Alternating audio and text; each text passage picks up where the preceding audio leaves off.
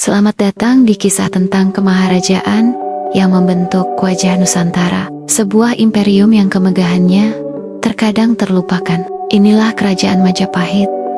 Bukan sekadar kerajaan, ini adalah sebuah peradaban. Dengan ambisi epik dan kekuatan tak tertandingi, Majapahit mendefinisikan jati diri kepulauan kita. Hari ini, kita akan mengungkap 7 fakta tentang kerajaan Majapahit. Fakta pertama, pendiri yang cerdik. Didirikan pada tahun 1293 oleh Raden Wijaya, menantu raja terakhir Singhasari.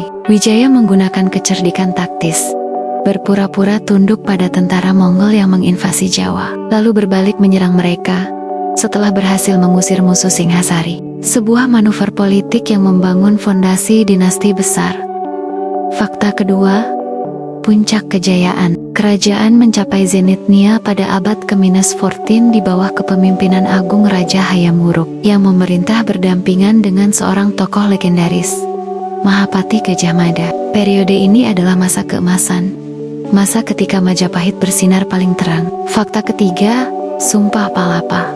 Nama Gajah Mada identik dengan sumpah legendaris ini, sebuah janji untuk tidak menikmati rempah-rempah atau kesenangan duniawi sebelum berhasil menyatukan seluruh Nusantara di bawah panji Majapahit. Sumpah ini bukan hanya retorika, itu adalah cetak biru ambisi geopolitik. Fakta keempat, wilayah terluas. Berdasarkan naskah Negara Kertagama yang ditulis oleh Empu Prapanca, wilayah kekuasaan Majapahit membentang jauh melampaui Jawa, dari Sumatera hingga Papua dan sebagian semenanjung Malaya. Inilah kekuatan maritim terbesar yang pernah ada di Asia Tenggara. Fakta kelima, pusat perdagangan. Perekonomian Majapahit digerakkan oleh perdagangan. Dengan menguasai rut-rut laut strategis, mereka menjadi pusat penting dalam jalur rempah global, memperdagangkan komoditas berharga seperti beras, rempah-rempah, dan hasil hutan lainnya. Fakta keenam, toleransi beragama. Majapahit adalah pelopor toleransi. Meskipun berakar pada Hindu-Buddha, kerajaan ini mempraktikkan konsep Bhinneka Tunggal Ika. Berbeda-beda tetapi satu. Hindu, Siwa, dan Buddha hidup berdampingan secara harmonis. Sebuah model multikulturalisme kuno. Fakta ketujuh, Saksi Bisu Trowulan. Ibu kota megah, Majapahit, berpusat di Trowulan, Jawa Timur.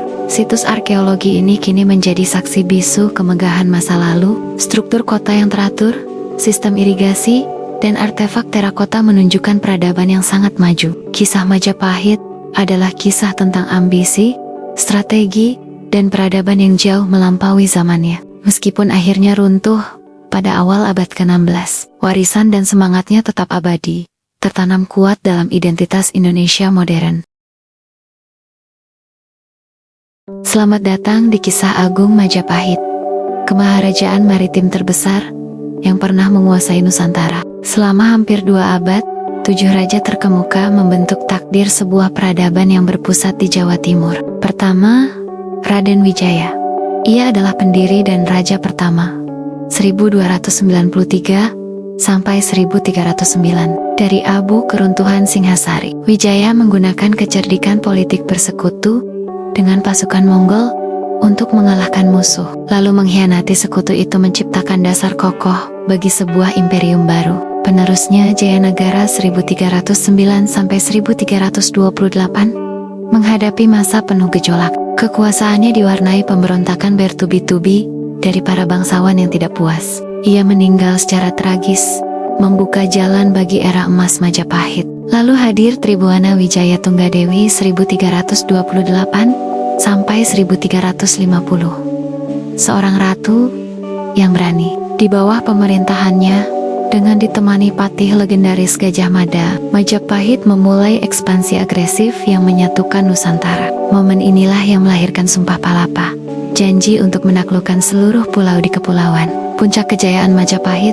dicapai oleh cucunya Hayam Wuruk 1350-1389. Didampingi Gajah Mada, kekuasaan Majapahit membentang dari Sumatera hingga Filipina. Era ini adalah masa keemasan seni, sastra, dan toleransi beragama. Majapahit adalah pusat perdagangan dan kebudayaan dunia. Setelah kepergian Hayam Wuruk, sang pewaris Wikramawardhana 1389 sampai 1429 menyaksikan retaknya persatuan. Ia terlibat dalam Perang Paregreg, perang saudara yang melemahkan sendi-sendi kerajaan dan menguras sumber daya Majapahit. Selanjutnya, Suhita 1429 sampai 1447 tampil sebagai ratu dengan misi memulihkan stabilitas. Meskipun kerajaannya telah menyusut, ia berjuang keras melawan konflik internal dan mencoba menegakkan kembali hukum kerajaan. Terakhir, Kertawijaya 1447 sampai 1451. Masa pemerintahannya singkat, namun mencerminkan masa transisi Majapahit.